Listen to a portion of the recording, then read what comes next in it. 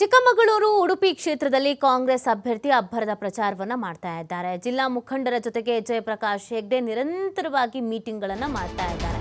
ಕಳೆದ ಬಾರಿ ಗೆದ್ದಾಗ 7 ಬಿಜೆಪಿ 1 ಕಾಂಗ್ರೆಸ್ ಮಾತ್ರ ಇತ್ತು. ಮತದಾರರು ಬೇರೆ, ಪಕ್ಷ ಬೇರೆ, ಅವರ ತೀರ್ಮಾನಗಳು ಬದಲಾಗ್ತಾ ಹೋಗುತ್ತೆ. ಜನರು ವ್ಯಕ್ತಿ ನೋಡಿ ಹಾಗೂ ಕೆಲಸ ನೋಡಿ ಮಣೆ ಹಾಕ್ತಾರೆ. ಸಂಸದನಾಗಿದ್ದಾಗ ಪ್ರಾರಂಭ ಮಾಡಿದ ಕಾಮಗಾರಿಗಳು ಇನ್ನೂ ಬಾಕಿ ಇದೆ. ಅದನ್ನು ಸಂಪೂರ್ಣ ಮಾಡುವುದು ನನ್ನ ಪ್ರಥಮ ಆದ್ಯತೆ ಅಂತ ಹೆಗ್ಡೆ ಅವರು ಹೇಳಿದ್ದಾರೆ. ಇವತ್ತು ಕಾಂಗ್ರೆಸ್ ಅಭ್ಯರ್ಥಿ ಜಯಪ್ರಕಾಶ್ ಹೆಗ್ಡೆ ಪ್ರತಿಕ್ರಿಯೆಯನ್ನ ಕೊಟ್ಟಿದ್ದಾರೆ. ಕ್ಷೇತ್ರಕ್ಕೆ ಕಾಂಗ್ರೆಸ್ ಪಕ್ಷದಿಂದ ಈಗಾಗಲೇ ಅಭ್ಯರ್ಥಿ ಘೋಷಣೆ ಆಗಿರುವಂಥದ್ದು.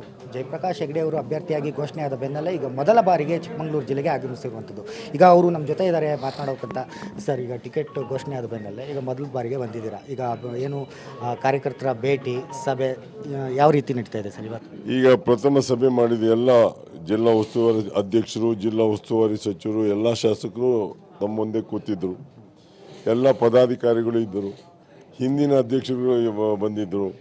ಅದರಿಂದ ಎಲ್ಲ ಈಗ ಅವ್ರ ಹತ್ರ ನಾನು ಒಂದು ಹೇಳಿದ್ದೇನೆ, ಉಡುಪಿ ಮತ್ತು ಚಿಕ್ಕಮಗಳೂರು ಬೇರೆ ಬೇರೆ ಜಿಲ್ಲೆ ಆದ್ದರಿಂದ 2 ಜಿಲ್ಲೆಯಲ್ಲಿ ಒಬ್ಬೊಬ್ಬರು ವ್ಯಕ್ತಿಯನ್ನು ಕೋಆರ್ಡಿನೇಟ್ ಮಾಡಲಿಕ್ಕೆ ಇಟ್ಕೊಂಡು ಪ್ರೋಗ್ರಾಮ್ ಹಾಕಿಕೊಟ್ಟಾಗ ಆ ಪ್ರಕಾರ ನಾನು ಆನ್ ಇಶ್ಯೂಸ್ ಮಾತ್ರ ಮಾತಾಡ್ತೇನೆ, ವೈಯಕ್ತಿಕ ದೂಷಣೆ ನಾನು ಮಾಡೋದಿಲ್ಲ. ಮತ್ತು ನಾನು ಹೇಳದ ಶಬ್ದಗಳಿಗೆ ಪುನಃ ನನಗೆ ಉತ್ತರ ಇಲ್ಲ, ಅವಕಾಶ ಇಲ್ಲ ಅಂತ ನಾನಂತೂ ಭಾವಿಸಿದ್ದೇನೆ.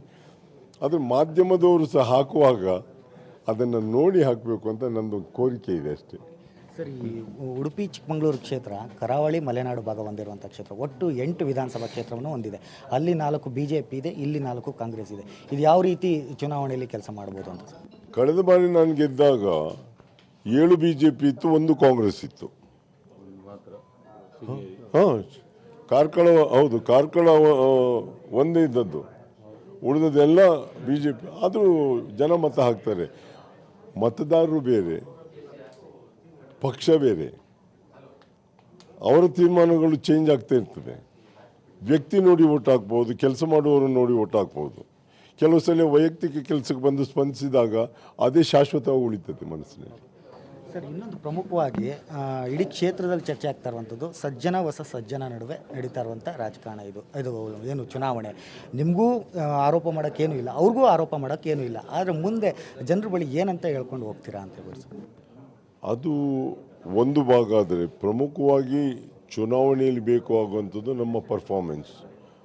ಒಂದು ಹಿಂದಿನ ಪರ್ಫಾರ್ಮೆನ್ಸು ಮುಂದೆ ಮಾಡುವ ಶಕ್ತಿ ಇದೆಯಾ ಅಂತ ಜನ ಅಸೆಸ್ ಮಾಡಬೇಕಾಗ್ತದೆ, ನಾವಲ್ಲ.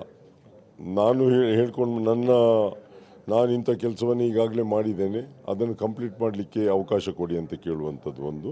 ಹೊಸ ಯೋಜನೆಗಳನ್ನು ಹಾಕ್ಕೊಂಡು ಅವ್ರ ಮುಂದೆ ಹೋಗುವಂಥದ್ದು ಎರಡಾದರೆ, ಅದನ್ನು ನೋಡಿ ಜನ ಮತ ಹಾಕಬೇಕು. ಬಿಟ್ಟರೆ ನಾನು ಸಜ್ಜನ ಆಗಿ ಕೆಲಸವನ್ನೇ ಮಾಡದೇ ಇದ್ದರೆ ಸಂಸದನಾಗಲಿಕ್ಕೆ ಅರ್ಹತೆ ಅದು ಕೆಲಸ ಮಾಡುವಂಥದ್ದು, ಕೇವಲ ಸಜ್ಜನ ಅಲ್ಲ. ಸರ್, ಇನ್ನೊಂದು, ಹಿಂದೆ ನೀವು ಸಂಸದರಾಗಿ ನನ್ನನ್ನು ಸೇರಿ ನಾನು ಪುನಃ ಯಾರ ಮೇಲೆ ಅಪಾದನೆ ನಾನು. ಸರ್, ಇನ್ನೊಂದು ಪ್ರಮುಖವಾಗಿ ಹಿಂದೆ ನೀವು ಸಂಸದರಾದಾಗ ಸಾಕಷ್ಟು ಯೋಜನೆಗಳನ್ನ ತಂದಿದ್ರಿ, ಸಾಕಷ್ಟು ಅಭಿವೃದ್ಧಿ ಕೆಲಸಗಳಾಗಿದ್ವು. ಈಗ ಯಾವ ಕನಸನ್ನು ಹೊತ್ತು ಮತ್ತು ಏನೆಲ್ಲ ತಯಾರಿ ಮಾಡಿಕೊಂಡು ಏನೆಲ್ಲ ಕೆಲಸ ಮಾಡಬೇಕು ಅಂತ ಹೇಳ್ಬಿಟ್ಟು ನಿಮ್ಮ ಯೋಚನೆಯಲ್ಲಿದೆ ಅಂತ? ಏನು ನಾವು ಪ್ರಾರಂಭ ಮಾಡಿದ ಕಾಮಗಾರಿಗಳು ಇನ್ನೂ ಬಾಕಿ ಇದೆ, ಅರ್ಧಕ್ಕೂ ಮುಟ್ಟಿಲ್ಲ. ಅದನ್ನು ಸಂಪೂರ್ಣಗೊಳ್ಳುವಂಥ ಪ್ರಥಮ ಆದ್ಯತೆ. ಇನ್ನು ಹೊಸ ಯೋಜನೆಗಳನ್ನು ಹಾಕ್ಕೊಂಡು ಜನರ ಮುಂದೆ ಹೋಗ್ತೇನೆ. ಅದನ್ನು ಮ್ಯಾನಿಫೆಸ್ಟೋ ಮಾಡ್ತೇವೆ ನಾವು, ಅದನ್ನೇ ತಗೊಂಡು ಜನರ ಮುಂದೆ ಹೋಗ್ತೇವೆ. ಸರ್, ಇನ್ನೊಂದು ಪ್ರಮುಖವಾಗಿ ಏನು ಅಂತ ಹೇಳಿದ್ರೆ, ಈ ಶೃಂಗೇರಿ ಕ್ಷೇತ್ರದಲ್ಲಿ ಶೃಂಗೇರಿ ಆಗಿರ್ಬೋದು, ಉಪ್ಪ ಆಗಿರ್ಬೋದು, NR-ಪುರ ತಾಲೂಕು ಕಳೆದ ದಿನದಿಂದ ಕಾರ್ಯಕರ್ತರು ಸಭೆ ಮಾಡಿದರು. ಏನು ಅಂತ ಹೇಳಿದ್ರೆ ಗೋ ಬ್ಯಾಕ್ JP ಹೆಗ್ಡೆ ಅಂತ ಹೇಳ್ಬಿಟ್ಟು. ಯಾಕೆ ಅಂತ ಹೇಳಿದ್ರೆ ಸ್ಥಳೀಯರಿಗೆ ಟಿಕೆಟ್ ಕೊಡಬೇಕು ಅಂತ ಹೇಳ್ಬಿಟ್ಟು ಈ ರೀತಿ ಮಾಡಿದರು. ಆಮೇಲೆ ಏನು ಜಿಲ್ಲಾ ಮುಖಂಡರು ಇರ್ಬೋದು, ಕೆಲ ನಾಯಕರು ತಿಳಿ ಹೇಳಿದ್ಮೇಲೆ ಸುಮ್ಮನೆ ಆಗಿರುವಂಥದ್ದು. ಇಲ್ಲಿ ಎಲ್ಲೋ ಒಂದು ಕಡೆ ಗೊಂದಲ ಇರ್ಬೋದು, ಇದನ್ನೆಲ್ಲ ಯಾವ ರೀತಿ ಸರಿ ಮಾಡ್ತೀರಾ? ಸರಿ ಆಗಿದೆ, ಅದು ನಾವು ಸರಿ ಮಾಡ್ಕೊಂಡಾಗಿದೆ. ಈಗ ಅದು ಆ ಇಶ್ಯೂ ಬರೋದೇ ಇಲ್ಲ. ನನಗೆ ಗೋ ಬ್ಯಾಕ್ ಅಂತ ಹೇಳಿದ್ದು 1-2 ಕಡೆಯಲ್ಲಿ ಮಾತ್ರ ಸಣ್ಣದಾಗಿ ಮಾಡಿದ್ದಾರೆ, ಬೇರೆಯವರಾಗಿ ವಿಪರೀತ ಆಗಲಿಲ್ಲ ನಮ್ಮದು. ಅವರು ಕೇಳೋದಕ್ಕೆ ಅವ್ರ ಹಕ್ಕಾಗ್ತದೆ, ತಪ್ಪಲ್ವೇ ಅಲ್ಲ. ಯಾರು ಆಕಾಂಕ್ಷಿಗಳಿದ್ದಾರೆ, ಕಾರಣ ಇತ್ತು, ನಾನು ಆಗ ಕಾಂಗ್ರೆಸ್ ಸೇರಿರಲಿಲ್ಲ, ಅವ್ರು ಕೇಳೋದ್ರಲ್ಲಿ ತಪ್ಪೇನಿದೆ? ಕೇಳಿದ್ದಾರೆ. ಪಕ್ಷ ನನ್ನನ್ನು ನಿಲ್ಲು ಅಂತ ಹೇಳಿದ್ರಿಂದ ನಾನು ನಿಲ್ತಾ ಇದ್ದೇನೆ. ಆಗ ಎಲ್ಲರೂ ಒಟ್ಟಾಗಿ ಅಂಶುಮಂತ್ ಅವರು ಪಕ್ಕದಲ್ಲಿ ಕೂತಿದ್ದರು. ಸುಧೀರ್ ಮರವಳ್ಳಿ ಅವರು ಮೊನ್ನೆ ನಾನು ಜಾಯ್ನ್ ಆಗುವ ದಿವಸ ಅಲ್ಲಿ ಬೆಂಗಳೂರಿಗೆ ಬಂದಿದ್ದರು.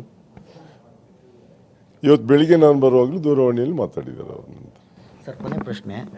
ಈ ಉಡುಪಿ ಚಿಕ್ಕಮಗಳೂರು ಕರಾವಳಿ ಮಲೆನಾಡು ಹೊಂದಿರುವಂಥ ಪ್ರದೇಶ. ಇಲ್ಲಿ ಕರಾವಳಿ, ಮಲೆನಾಡು, ಅರೆಮಲೆನಾಡು, ಬಯಲುಸೀಮೆ ಮೂರಿದೆ. ಹಾಂ ಸರ್, ಇಲ್ಲಿ ತಂತ್ರಗಾರಿಕೆ ಸಮಸ್ಯೆಗಳು ಬೇರೆ ಬೇರೆ. ತಂತ್ರಗಾರಿಕೆ ಹೆಚ್ಚಾಗಿ ಮಾಡಬೇಕು. ಒಂದು ರೀತಿ ಹೈ ವೋಲ್ಟೇಜ್ ಕ್ಷೇತ್ರ ಆಗಿದೆ. ಯಾವ ರೀತಿ ತಂತ್ರಗಾರಿಕೆ, ಯಾವ ರೀತಿ ಹೋಗಬೇಕು ಅಂತ ಮಾಡಿದ್ದಾರೆ? ಭದ್ರಾ ಡ್ಯಾಮಿಂದ ನೀರು ಬೇರೆ ಜಿಲ್ಲೆಗಳಿಗೆ ಹೋಗುವಾಗ ಅಲ್ಲಿ ಒಂದು ಸಮಸ್ಯೆ ಉದ್ಭವ ಆಯಿತು, ಟನಲ್ ಮಾಡಲಿಕ್ಕೆ ಬಿಡುವುದಿಲ್ಲ ಅಂತ. ನಾನೇ ಮಾನ್ಯ ಎಂ ಬಿ ಪಾಟೀಲ್ ಅವರು ಇರಿಗೇಷನ್ ಮಿನಿಸ್ಟರ್ ಆಗಿದ್ದಾಗ ಅವರ ರೈತರನ್ನೆಲ್ಲ ಕೂರಿಸಿ ಕಡೆಗೆ 150 ಕೆರೆಗಳಿಗೆ ನೀರನ್ನು ಕೊಟ್ಟು ಮುಂದೆ ಹೋಗಬೇಕು ಅಂತ ತೀರ್ಮಾನವನ್ನು ಮಾಡಿ ಇವತ್ತು ಎಲ್ಲ ಕೆರೆಗಳಿಗೆ ನೀರು ಹೋಗ್ತಾ ಇದೆ. ಕೊನೆಯದಾಗಿ, ಈಗ BJP ಅಭ್ಯರ್ಥಿ ಕೋಟ ಶ್ರೀನಿವಾಸ್ ಪೂಜಾರಿ ಅವ್ರು ಗೆಲ್ತಾರ, ಇಲ್ಲ ಜಯಪ್ರಕಾಶ್ ಹೆಗ್ಡೆ ಅವ್ರು ಗೆಲ್ತಾರೆ? ಮತದಾರರು ಯಾವ ರೀತಿ ಕೈ ಹಿಡಿತಾರೆ? ನಿಮ್ಗೆ ಯಾವ ರೀತಿ ವಿಶ್ವಾಸ ಇದೆ ಅಂತ ಹೇಳಿ? ನಾನು ಗೆಲ್ತೇನೆ ಅಂತ ಕಾನ್ಫಿಡೆನ್ಸಿಂದ ನಿಂತದ್ದು. ಇದಿಷ್ಟು ಏನು ಕಾಂಗ್ರೆಸ್ ಅಭ್ಯರ್ಥಿ ಆಗಿರುವಂತಹ ಜಯಪ್ರಕಾಶ್ ಹೆಗ್ಡೆ ಅವರ ಮಾತು. ಮುಂದಿನ ದಿನಗಳಲ್ಲಿ ನಾನು ಇಲ್ಲಿ ಸಾಕಷ್ಟು ಅಭಿವೃದ್ಧಿ ಕೆಲಸಗಳನ್ನ ನಾನು ಮಾಡ್ತೇನೆ, ಸಾಕಷ್ಟು ಕನಸನ್ನು ಒತ್ತಿ ಇಲ್ಲಿ ಬಂದಿದ್ದೇನೆ, ಜನರು ಖಂಡಿತವಾಗಿಯೂ ಈ ಬಾರಿ ಈ ಕ್ಷೇತ್ರದಲ್ಲಿ ನನಗೆ ಕೈ ಹಿಡಿತಾರೆ ಎಂಬ ಮಾತುಗಳನ್ನ ಸಹ ಇವರು ಹೇಳ್ತಾ ಇರುವಂಥದ್ದು. ಕ್ಯಾಮ್ರಾ ಪರ್ಸನ್ ಇಬ್ರಾಹಿಂ ಜೊತೆ ರಾಜ್ಕುಮಾರ್, TV5 ಚಿಕ್ಕಮಗಳೂರು.